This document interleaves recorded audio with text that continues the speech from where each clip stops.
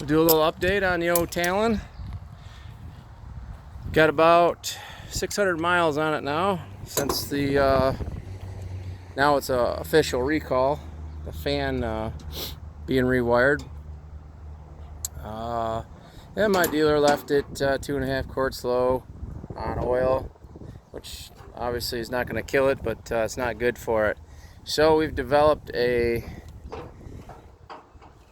You can see how it's wet on the bottom of the transfer case there. So that seal is leaking now. Looks like a pretty decent sized job. I don't know if you can take it in from the outside and pop a new one in, but it looks like it's all got to come apart.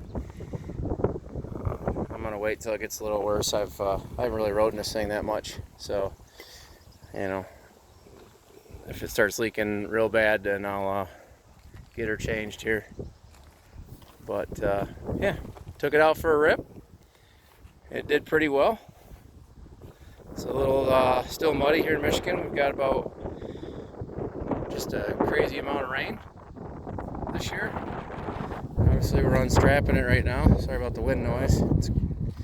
It's actually a nice day. Right, Cole? So, yeah, a little update on it. I got the opportunity to ride a, I'll come in here out of the wind. I got the opportunity to ride a Can-Am, a 2018 X3 non-turbo. Pretty much the same thing as a Talon, this weekend. I put some miles on that. Them things are just so loud. You got to have earplugs in to ride them. And it was a completely stock machine.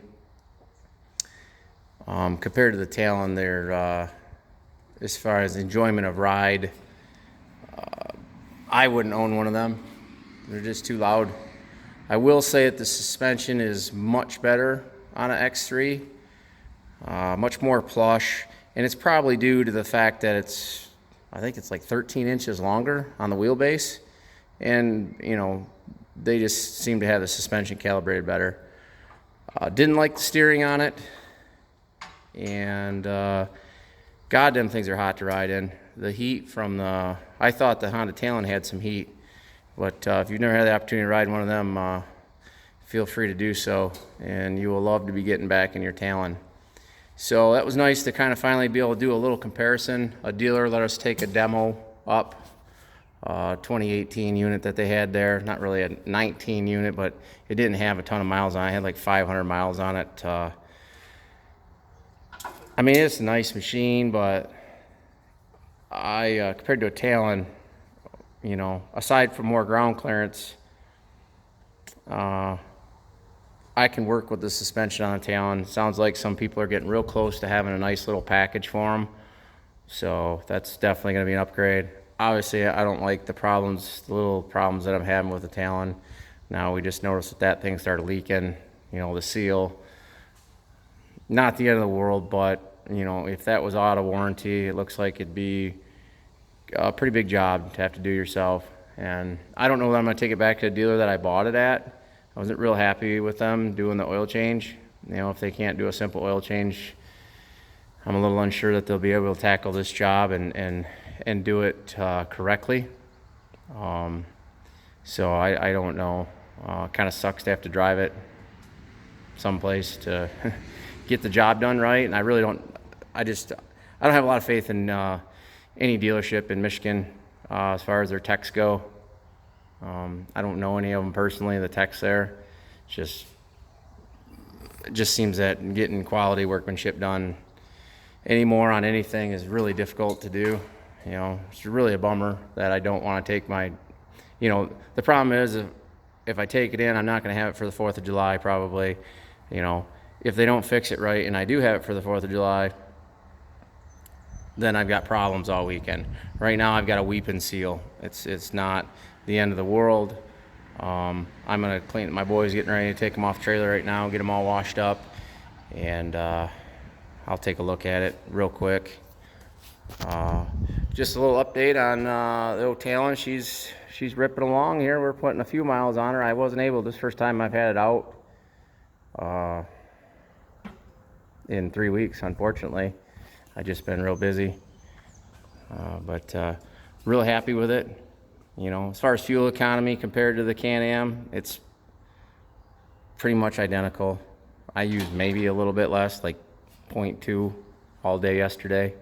I think we rode 150 miles or something like that, you know. So, oh, and to the guys that post stuff, if you don't work on your own stuff, you know, take it into a dealer to get a couple wires done.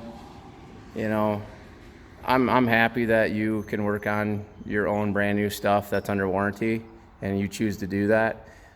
However, I don't buy new things, so I have to work on them. I have had many of tube chassis Jeeps that I've built and just street cars and stuff like that I've hand built and tuned myself. When I buy something new, I do not want to turn a wrench on it. Kind of defeats the whole purpose of buying something new. You know, I'm happy that people are fixing themselves, but if I were to mess something up and take it in for, you know, because something got shorted out during the process, which it probably wouldn't, but if it did, now my warranty is null and void on it. And, you know, that's just the way it works. So, you know, if you like to work on your own machines when they're brand new and your own vehicles when they're brand new, my hat's off to you. My time is much more valuable to me than working on new equipment. I don't buy new stuff that to work on it. I just don't do it. You know, generally when my warranty is up, I get rid of my stuff that I want to use for pure enjoyment.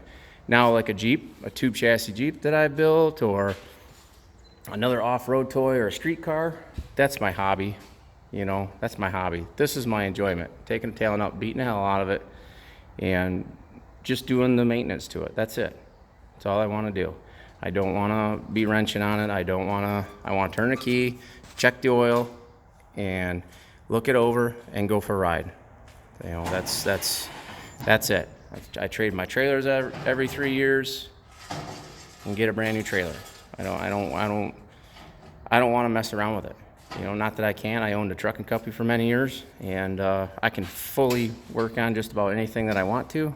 I just choose not to. So you guys on there, oh, I watched this thing for 20 minutes for a recall that's been on there. You know what, brother? I don't spend my time on the internet looking for recalls on all my new stuff that I have. I don't do it. I would literally spend 2 to 3 hours a day. And, you know, again, if you have that time, I'm happy for you. I have other things going on in my life than to sit on the internet and look for problems on vehicles that I have, you know. So it's like my Mahindra. I had a recall. They finally sent me something in the mail. Sweet. Well, yeah, it's been a problem for like 2 months. They're just now getting to it. I don't care. You know, I don't care. It wasn't a problem for me. It didn't show anything. So I got the recalling thing. I made an appointment. It's going down to get some work done to it. You know, the dealer's actually coming to get it from me. You know, I just don't have time for it. So you guys can come up and get it. You know, $30,000 tractor, come get the thing.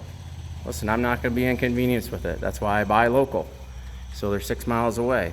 And the only reason why I took the Talon back up there is because we did some tire fitment things and rim fitment things. So, yeah.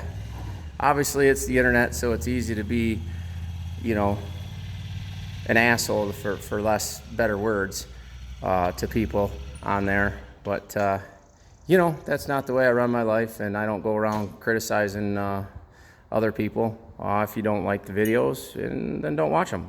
You know, it's pretty simple as that. You know, it's too easy in this day and age, I guess, to get on that keyboard and punch in some macho words and not even have a thought that there's no way that anybody that wrote some of the stuff on there would say that to a person. You wouldn't just walk up to some random person you didn't know and say the things that you're saying.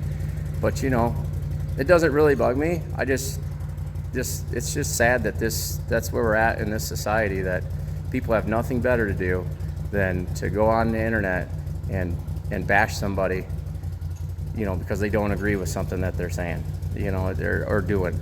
So I just find it laughable. you know. And I generally don't say anything on the internet. I would never say to anybody's face. I'm old enough and mature enough to handle that. I know the younger generation, that's you guys don't have that. Well, I grew up in a generation where you punch in the face if you say something bad to somebody. You know, that's how I grew up. So, but I'm just an old farm boy, so you know, it's a little different nowadays, and that's about all I got to say about that. So, liking a Talon, almost bought a R. Really almost bought the green R. Got all the dealer got me all the numbers and everything, and I was gonna get rid of the boys quad and just buy another R, but I just wait. I'm gonna wait. I'd like to drive a 4-door. I don't need a 4-door, but maybe it'll ride a little more better. I don't know. I just want to see one in person, see if they come out with an R, and we'll go from there. But I'm liking it so far. I just like I said, I did almost pull the trigger on it. I was getting ready to write a check for one. They had all the paperwork done, and I just said, you know what? I'm gonna wait, man. I want something that's got just a little more power. I mean, just a little bit. So, and the Jackson Race come out with a turbo kit. $6,000 or $5,700 is, whew, you know. Now you've got, what I give for this Talon, I think I give, with all my accessories and everything, 20 and some change out the door. I don't have a lot of accessories, but the A-arm guards and the trailing arm guards and the half windshield, I think I give 20,000 and some change out the door. I can't remember exactly, but you know, now you're talking about having 26, and then from what I'm understanding is they will only give you the warranty is if the dealer installs it, which my dealer is $750. So now you're almost, you know, $6,500 for a turbo kit. So put that into the price of the vehicle. Now you're 26,000. I don't know. You know, I don't know if it's worth the extra headaches of it. I was going to build my own, but then I talked to the guys at Jackson, and the tuning on the DCT trans, if you're going to start making some good power with it, you know, you're going to burn up the clutches. So, and we'll see, because there's some companies like Full Power that are already have them out and running them. So we'll see if they burn up clutches, because they're not doing any DCT tuning. So, and I may just end up getting I talked to Jackson, are they working on some naturally aspirated tunes? Are you working on, you know, some tunes for guys that want to step it up to 30-inch tires, 32-inch tires, you know, raising the speed limiter? They said they've got some things in the works. The reason why I like them is because they can tune the trans. They know the transmission. So this means my speedometer will be calibrated correctly, the shift points will be calibrated correctly, they adjust the clutch pressures, you know, so it'd be like it came from the factory with them, so and I like that. So I think there's some room there. I think a lot of people are saying like 10, 12 horsepower is what they're picking up with these tunes. So I think it might be worth it for $500-600 at that point, if they can put a nice 91 tune in there. And because I'm going to go to a 30-inch. I was going to run 32s, but I am going to go to a 30-inch. The new 2020 Can-Am, God, they got so many models. It's like their base model. Maybe not quite their base model. I don't know, it's a 2-seater. It's a 64 wide. I'm not familiar with the Can-Am stuff. They come with, now this year, they'll have 15-inch Bighorn 2.0s on them that are 30-inch, that are 9.5-inch wide in the front and 11 in the rear, just like the Talon, only they're the 30-inch. So I think my dealer's gonna let me know as soon as them become available to order, just the tires. Because I sent an email in to Maxxis to see what, you know, if they're going to offer them separately, and they got some contract with the manufacturer. You have to go through them. As of right now, they don't plan on bringing that size to market outside of that, I guess. So whatever, it's good. I'll just order them through the factory. I'm hoping I can get them in 3 weeks or 4 weeks, and I think that's a good thing. Then I don't have to buy rims and bead locks and change the stance of the machine. I kind of like the narrowness of it, and that it doesn't throw mud everywhere. What else am I gonna do to that thing? Not gonna do a ton to this one. I'm not sure if I'm gonna keep it or not. So kind of might just keep it until it gets close to being out of warranty this year, and and then just get rid of it and maybe get a 4-seater. I don't know. I'm gonna be able to demo one when they come out. I'm gonna take one for a weekend and rip it around and see how much I like it. Maybe I don't like it. It's definitely gonna need more power. It's gonna be heavier, but we'll see. Definitely gonna put the 30s on this thing. I need more ground clearance. I get stuck where other people that have ground clearance don't. I know I could jack the preload up and get more ground clearance, or at least belly pan clearance, but I've almost got it riding how I like. The suspension, man, it needs some love. So hopefully the suspension guys get with it and make us some really nice setups here. It sounds like they're getting close, and I'll be a customer real soon, at least for the rear. I'm not unhappy with how the front rides, but well, that's it, boys. Enjoy the day. It's finally sunny here in Michigan.